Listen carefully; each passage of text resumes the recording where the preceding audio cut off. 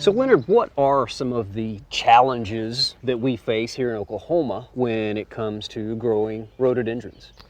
Well, the large leaf rhododendrons are often found on the north side of a mountain. So that creates a microclimate that we want to do that in our yard, around our house. We can create those same microclimates so the rhododendrons are happy. We want acid soils. Okay. So that's important to get a soil sample.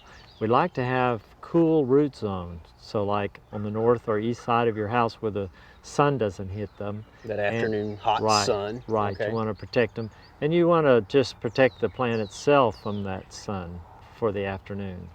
Okay, so maybe we can't build a mountain in our yards, but we definitely have a house that we can take advantage of and get that cooler soil area on the north or east side of that. There's some other ideal locations on a northeast slope to your property that keeps the soil temperature down. The angle of the sun. Yes, and high shade is beneficial when you're protected, like a fence or something, from the hot winds. Okay. Evergreens give you a great protection from those winds as well as shade during the wintertime. It's an evergreen plant, can create a problem if the roots are frozen and the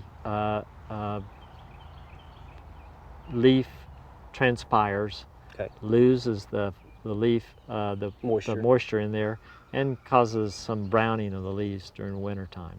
Okay, so cool root zone for these plants. What about as far as oxygen and that kind of thing? What's the root system like on your average rhododendron?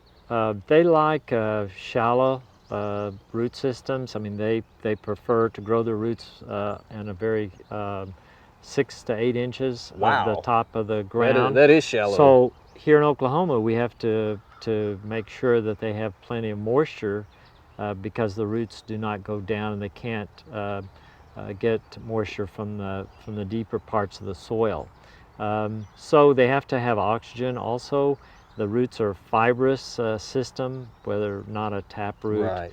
And so we want to use a medium for them that allows plenty of oxygen, gets to the rootlets, the finest part of the root. Okay, so shallow rooted, can't get down to get a lot of moisture, got to have a lot of oxygen, a very well drained soil, very important, got to have lots of moisture. What about any kind of pathogens or organisms in the soil that may cause problems? Yes, a water-borne pathogen called Phytophthora can move in if you have a low area, particularly in our hot climates, can cause problems. The plant can just wilt and die overnight.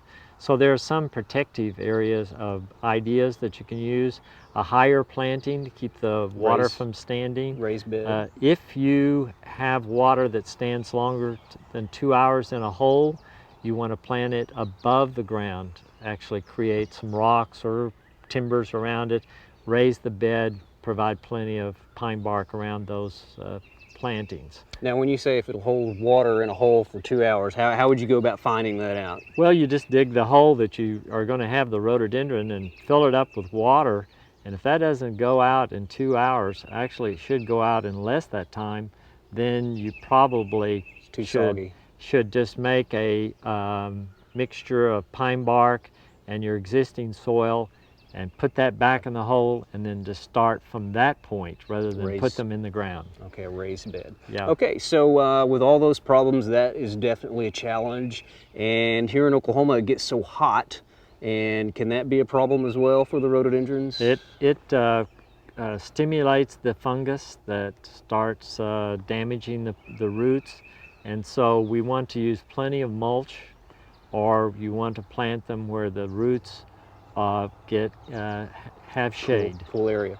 Okay, yeah. But there are certain varieties that handle the heat better, is that correct? Yes. We actually have 2 varieties here that we've been testing for 10 years. So we have a real good record of what has done well. The plants from Japan, the Yucuzamenum hybrids. Hybrids tend to have more vigor. Okay. And then one from Taiwan called Hyperethum. Okay. And when those are crossed with hardy plants, such as the ones you often buy in your nursery, like Rosium elegans and English Rosium and other hardy plants, you get wonderful plants like this. So we have a Hyperethrum hybrid, and this really is resistant to disease. Okay, so these are Hyperethrum hybrids behind us Yes. here. Okay. Oh, they're beautiful. They're huge. And Very nice. this is about 15 years old. So you could expect in 15 years to get a 7 or 8 foot plant. Now, we just have it in a woodland setting here. And we do have a fence in the back that protects the plants from the wind. Okay. We have some really nice white and sort of pale pink Hyperethrum hybrids right here, but I see down here at the end you got a really nice dark pink one. Which one is this, Leonard? Well, it's a seedling that we started with 10 years ago. It's unnamed, although I did name it, called Honey Creek, for the part of Grand Lake that's right here, a very popular part of the lake to play on. Beautiful flowers. This is a pink in bud, almost red, and then it opens to this pink on the outside of the flower. Okay. Now, this, because it's a new plant, it's very difficult to get them to the nurseries to propagate this. The fastest way to propagate them, of course, is with tissue culture.